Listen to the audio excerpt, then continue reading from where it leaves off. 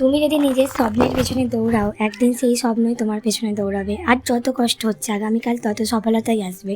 হাল ছেড়ে দিলে জেতার সুযোগও হারবে, কিন্তু চেষ্টা করলে হেরে গিয়েও শিক্ষা থাকবে। অন্ধকার যত গভীর হবে, ভোর তত কাছে আসবে। সাফল্য একদিন আসে না, কিন্তু প্রতিদিনের ছোট ছোট চেষ্টায় তৈরি হয়। জীবনটা অনেকটাই রাস্তার মতো, কখনো সোজা, কখনো বাঁকা, আবার কখনো অচেনা মোড় সামনে এসে দাঁড়ায়। কিন্তু থেমে গেলে গন্তব্যে পৌঁছানো যায় না। যেমন বাইক চালাতে গিয়ার বদলাতে হয়, তেমন জীবনে পরিবর্তনকে গ্রহণ করতে জানতে হয়। আজকের কষ্ট, আজকের সংগ্রাম সবই আগামী দিনের সাফল্যের জন্য এক একটা ধাপ। তাই থেমে যেও না।